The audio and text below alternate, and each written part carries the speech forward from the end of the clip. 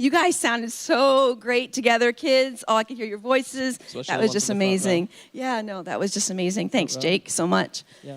Okay, so I have a little story to share here. I want to know, like, when you are selling.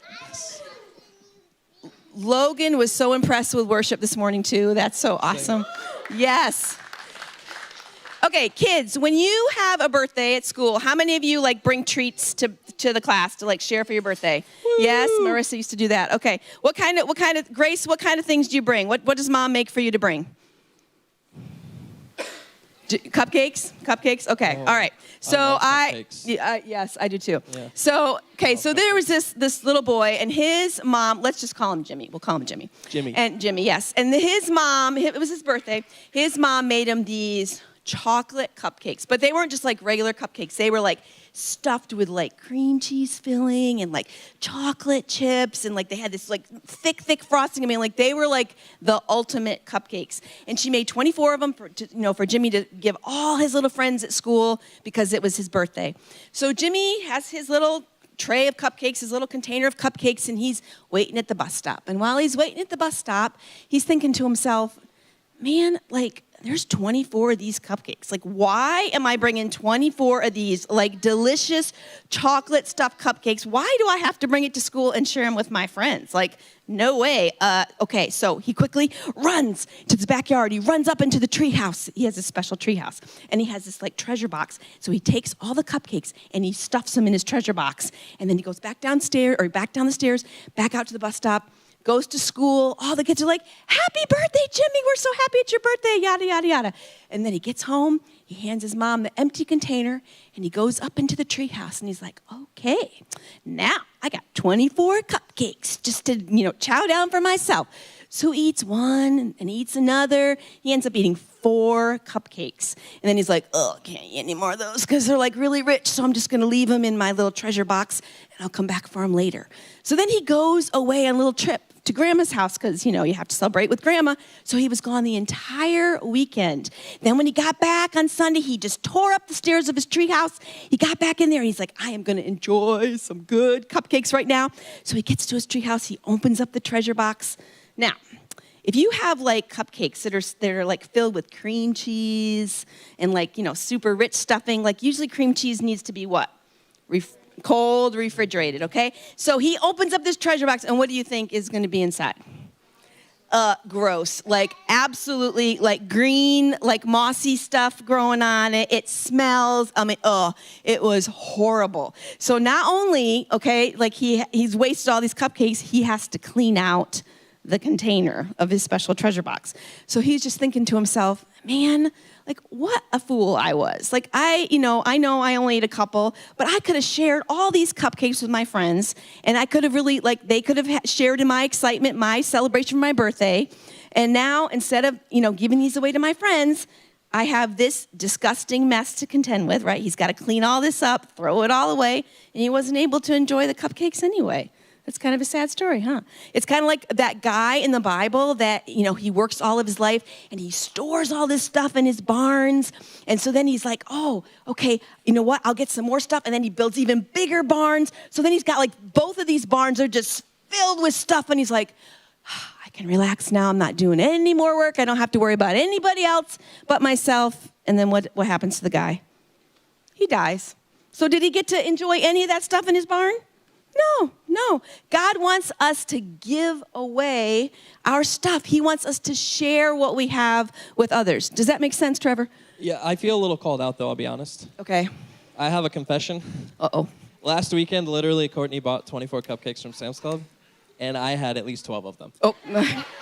And it wasn't even your birthday. It wasn't. I was just like, Courtney, I want some cupcakes, and she bought them, and I had a lot of cupcakes. Okay, so student ministry kids, you need to get on him because he could have brought him to student ministry and shared him with his kid. Listen to Piper. Don't be like me when you grow up. But yeah, I think, we're talking about giving, and I think one of the big hurdles, some of us just like to keep all of our stuff. But I think a second problem we have, especially if we're in elementary school, middle school, even high school, college, and even as adults we feel this, where we look at what we have, and sometimes we just think, well, it's not that much. And it's not really going to make a difference. And it's such a small amount. All I have are, even if it is 20 cupcakes, think about how much joy that could bring other people, and how much sadness that brings you when they melt. And so there's a story in the Bible that kind of illustrates this. And so we're going to read a quick story from John chapter 6. And this is a pretty popular story. You've probably heard it. And so it says this. Got to start in the right verse.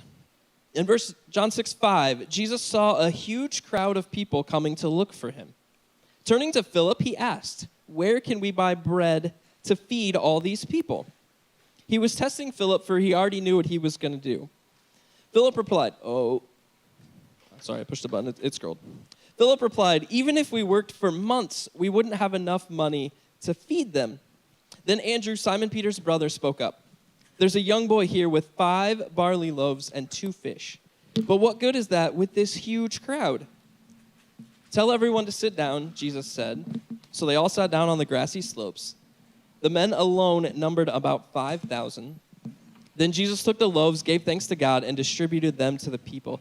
Afterwards, he did the same with the fish. And they all ate as much as they wanted. So how many of you have ever been at the Coliseum when it's full, or Parkview Field for a tin cap stadium, or even a professional basketball game?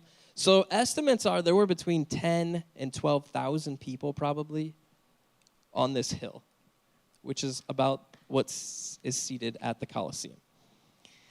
And this little boy, he had 5 rolls, essentially. His mom gave him 5 rolls, and it says 2 small fish. I like to think of them as fish sticks, because that's the way I consume fish. I don't know about you guys. So he's got 5 rolls and 2 fish sticks. And this little boy, it's 12,000 people. What would 5 rolls and 2 fish sticks do? And I love the innocence of this little kid, and that's why maybe some of you who are younger are actually better at giving than us as we get older, because you're just yeah, I'll share this. What's the difference? Us as adults, we start looking at it what is this kid thinking? He's just being silly. How everyone can have a little crumb, I guess?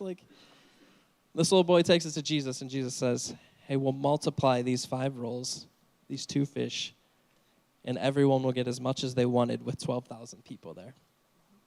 There's one last verse we're going to share here. It comes from 2 Timothy. Actually, just read it off the back. 1 Timothy. 1 Timothy 6:18, it says this, and this is kind of the theme verse that we're talking about. "Tell them to use their money to do good. They should be rich in good works and generous to those in need. Always be ready to share with others." And that's kind of the whole idea, right? Even if we're young, even if we don't have very much, God asks us to share, and that's how the world becomes a better place. And so we're going to do a little bit of a visual here as Jordan gets ready to share a lesson with us. And so we have, what do we decide, 9? We have 9, yeah, 3 each. We have 9 puzzle pieces up here. We're going to need a little help from you guys. But we have 3 categories. And so the question for us is what are things that we have to share that maybe we could give up doing, using our time, something we could use our talents to do, and something we could use our treasure to give to somebody else. And so as we talk about giving up, are there things you guys can think of hey, this is something I have to offer, even if it's really, really small? Think about it. Raise your hand so we can call on you. What could you guys give of your time? Oh, yes. I can't see. Yeah, we can't really see your face, so just go ahead and shout it out. Or just shout it. Money. Money, yes. Money is a treasure that we have that we could give, yes. Put it down here. Awesome. Keep going, yep. Anyone else have any, yes?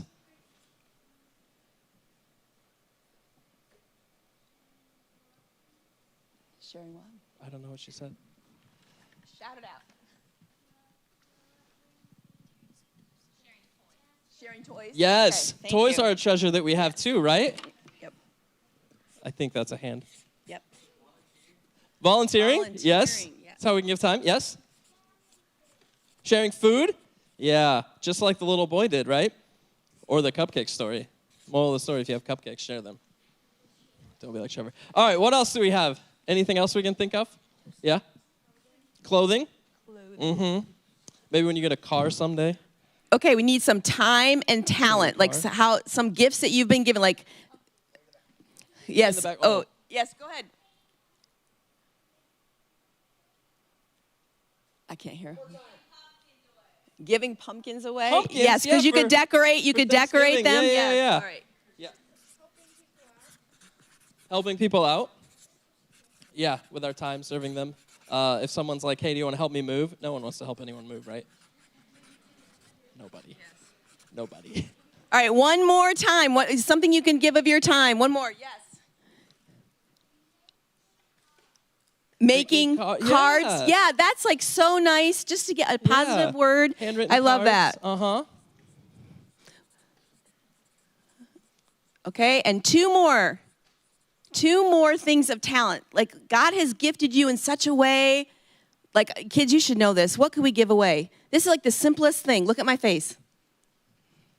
Smile. Like that's a talent to make other people really happy every day. It is a talent. It is, because some people don't know how to smile. Michael doesn't have it. Okay.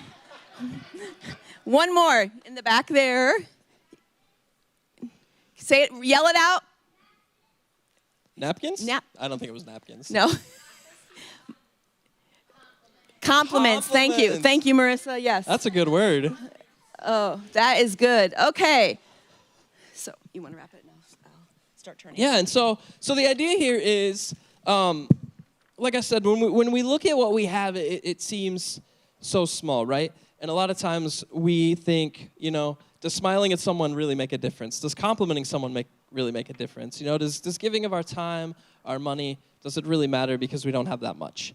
And the reality is, just like in this story, God takes what we offer. And think about this, right? What if everyone in the world adopted that mindset and adopted that attitude, and God would take what we give and multiply it. And then instead of just this small thing that we have, all of a sudden the world is changed because of the way we live, the way we treat people, and the way that we give. Yep. And so that's kind of what we want to share, I want you to think about. And so Jordan's going to come wrap us. I don't know if we're wrapping up. Good job. Let's give him a hand. Good stuff. So cool. Well, hey, it's our first Family Sunday. How are we feeling? Oh, man, we've been so excited about this, especially after you joined us during the summertime for our family services outside, and just hearing Piper's, vision for this, and just all of us as one community coming together, K through the years go on and on. It just is so cool. I'm like, what do I say? So exciting, though, that we're all one body. We're able to be here. Now, Bridge Kids, where are we at? Hands up if you're in Bridge Kids. Oh, come on. You got to get more excited than that. Bridge Kids, where are we at? Okay. Thanks, my man. So, all right, Bridge Kids, here's the deal. Okay, I haven't taught Bridge Kids my entire life. All right? So this is a little new to me, and I'm a little nervous up here. So I need your participation throughout the sermon to keep me energized, or else your parents might fall asleep. Okay? And we don't want your parents to fall asleep. All right, and you certainly don't want to fall asleep. So here's what I need, okay? Bridge Kids, if you can hear me, clap once. Okay. This side of the room's doing really good. This side of the room, I need a little bit more participation. Bridge Kids, if you can hear me, clap twice. All right, good. Now, Bridge Kids, if you can hear me, turn to your neighbor and say, you're awesome. All right, now turn to the person you just ignored and say, you're awesome too. All right, now turn to your parent and say, you're a pretty good parent. All right, I love it.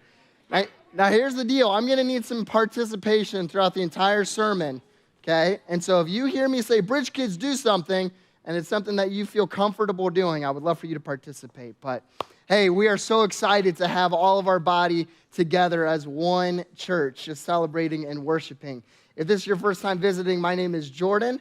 I am our online pastor and one of our teaching pastors here at Crossbridge, and have the privilege of being able to continue our series called Be Rich, a series that Brad kicked off last Sunday, walking us through the concept of generosity. But just like Trevor and Piper talked about up here, it's deeper than just giving of ourselves to the church. It's what does it look like for us to use our time, our talent, and our treasure to give back to the entire world. And we see this concept throughout the entire Bible of where God is challenging his people and saying, hey, what can you use to bless others? Sometimes it's the church. Sometimes it's a nonprofit. Sometimes it's a stranger on the street. Sometimes it's an organization. Sometimes it's a family member.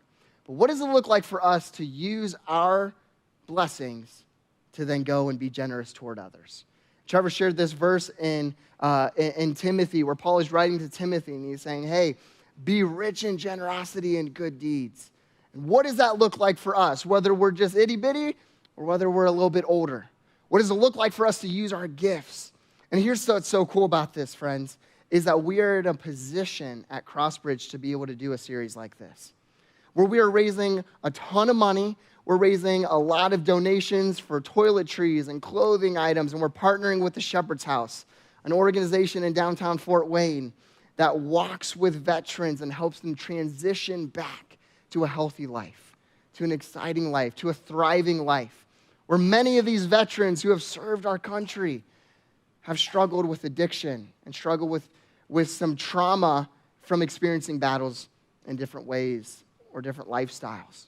And so we're partnering with this organization, and we're going to raise a ton of money and a ton of items for the next 3 weeks, ending next Sunday, and we're just going to give it all away. Isn't that so cool? And it gets me so excited because we are in a place, because of your generosity, that we don't have to do a campaign to try to raise money to meet budget. That we're in a healthy place because of your sacrifice this year, that we can now do what God's called us to give back. And so here's what I want to do. We're going to walk through 2 Corinthians chapter 8, about 12 verses. Okay, it's going to be a pretty simple message. Just looking at this concept of generosity and how Paul is talking about how the different churches in Jerusalem and Rome and throughout Africa and different churches were coming together and supporting one another in their needs, financially, but also sacrificing all they had. And Trevor was being honest. I saw how many cupcakes he had last week. He says 12. Well, his wife probably had 10 of the other 4. So 10 plus 12. There are probably 2 cupcakes left of these 2 dozen. Okay? And so what does it look like for us to have so many cupcakes, but to share with the rest that don't have others or don't have any? If you need advice on that, don't ask Trevor. He'll eat them all. I did eat all the cookies. Piper makes really good cookies, and she brought in like at least 3 dozen cookies this week for our staff meeting, and I was a very happy person. So cookies or donuts or cupcakes, or if you're having video game time or book reading time, what does it look like for you to sacrifice? And so we're going to turn to 2 Corinthians chapter 8. We're going to walk through 12 verses of Paul, who was an apostle. He was a teacher, and he was planting different churches. And then the churches went through extreme persecution. They had a lot of pain, they had a lot of suffering, and things just weren't going well because they believed in Jesus. And so he's encouraging the different churches to raise money, to raise materials, and to send them off to other churches. So let's go to 2 Corinthians chapter 8. Bridge kids, I have a question. Is 2 Corinthians in the New Testament or the Old Testament? Who knows? All the way back, Scotty. New Testament, my man. Everybody give it up for Scotty. Well done. Bridge kids is 1-0 right now, 1-0. Adults, if I were going to ask you that question, would we know the answer? No. We got no up front. It's probably pretty honest. Represent Bridge kids. All right, 2 Corinthians chapter 8. Here we go, verse 1. And now, brothers and sisters, we want you to know about that grace that God has given the Macedonian churches. So the churches he's talking about, he's referencing the church from the Thessalonians, the church in Philippi, and the church in Berea, and then the different neighboring areas. That's the Macedonian churches that Paul's talking about. And they had just come together and raised a ton of money for the church in Jerusalem. And that's referenced in Romans chapter 15, okay? And so that's verse 1. He's talking about, he's saying, hey, all of these churches, and there's been this grace of God. So verse 2, in the midst of a very severe trial, their overflowing joy and their extreme poverty welled up in rich generosity. I want to stop there for a second, okay? There's that phrase there, friends, severe trial. And translated in English, it doesn't do it justice, okay? The Greek word shared there is thlipsis. All right, Bridge kids, say thlipsis. All right, you guys say it louder than that. Thlipsis. All right, now turn to your neighbor and say thlipsis. Now turn to the one you just ignored and say thlipsis. All right, you're all fluent in Greek now. Well done. 2-0, Bridge kids. You're all fluent in Greek. Good. Okay. This word, it means severe trial, but it means persecution. It means adversity. It means anguish. It means pressing together in pain, okay? It's used 45 times in the New Testament in 43 different verses. And one of the verses you might be familiar with, John 16:33. It's not on the screen, but it's when Jesus is talking to his 12 disciples. And he says, hey, in me you have peace.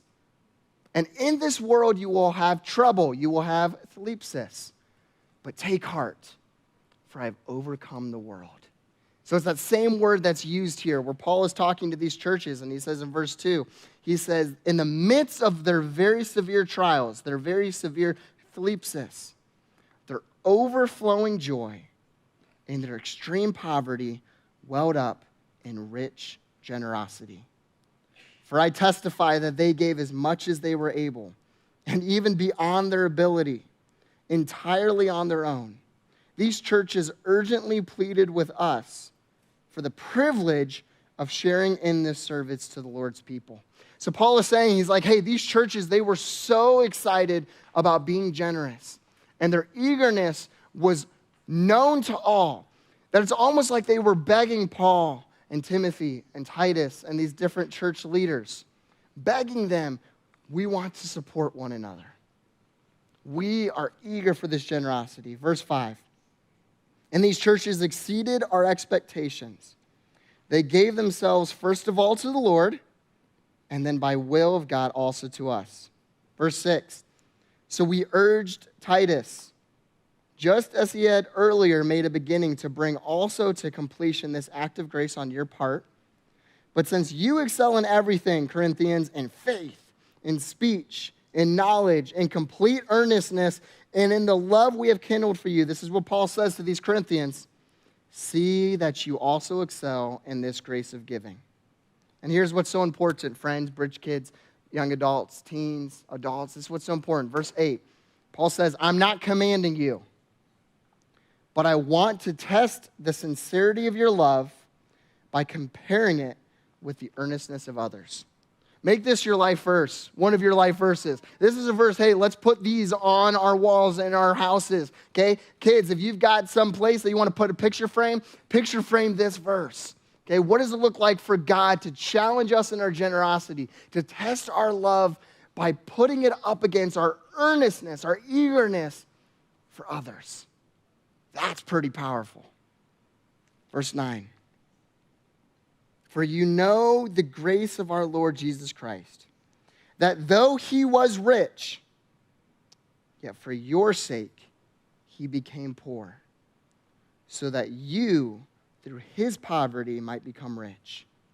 And here's my judgment about what is best for you in this matter. Last year, Corinthians, you were the first not only to give, but you also were the first to have the desire to do so. Verse 11, if you've got a pen, if you've got your Bible, I'll highlight these 4 words.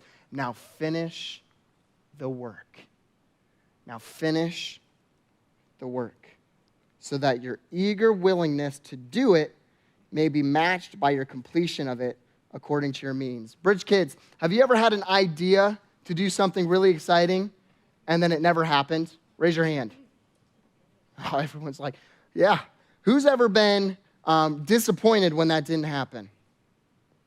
Yeah, me too. I am someone who needs a plan. I love routine, okay? I love structure. And when change happens, it kind of discombobulates me a little bit, and it takes me a while to recover, all right? Just ask my wife, okay? I've got this nice little morning routine, and I got this nice workday routine, and then I come home and I've got this nice watching football routine, and then you repeat it on the next day. It's great. And then sometimes when there's things that happen in the plan. So what I see happening here is Paul is reminding the Corinthians about their eagerness in this past year. Saying, now finish the work. You have this idea. Now complete it. We're going to end on this verse, verse 12. For if the willingness is there, the gift is acceptable, according, and this is so important, friends, to what one has, not according to what one does not have. Friends, this is why I get so excited about generosity and about us being able to step up as a church with Bridge Kids, with our teens, with your young adults, with millennials, with boomers, with silent generation, with the church as one body. It's why I get so excited about this. Because it's not about how much you give, okay? Paul says if the willingness is there, if the eagerness is there, if the excitement is there, if the faithfulness is there, that's what matters. And so, friends, here's kind of our push, okay? We kicked off last week, and I'm so excited. In 1 week, we've raised over $2,500, okay? That's exciting. Get excited, okay? Okay? But here's the push. We can do more. We can come together, and we can raise more. We've got a ton of toiletries already raised and already donated from our Bridge Kids. Bridge Kids, that's awesome. We can do more. We've got 2 Sundays left, this Sunday and next Sunday. Okay, I believe we can triple and quadruple the amount. I really do. Because I know our willingness, and I know our faithfulness, and I know our excitement to be generous. And so, friends, if you haven't given yet, okay, I really want to push and call you to sacrificially give. Whether it's $1, $5, $50, $500, $5,000, everybody has a certain amount that seems crazy and sacrificial. But exciting things happen when we come together and we be rich together. And so I want to invite you this week to prayerfully consider partnering with us on our website, on our app, and donating to our Be Rich fund. As we look like that church in 2 Corinthians, the Macedonian churches, we come together and we donate for an incredible cause. Will you pray with me? Holy Father, thank you so much for this place. Thank you for our Bridge Kids, for our family service, for Piper, for Trevor, for our staff, our volunteers, for our parents, for our members, for our singles, for our friends. We're so excited about being the church and humbled that we are in a place to be able to do a campaign like this, to be able to come together as one community and be rich in generosity. In your name I pray. And all people said, amen.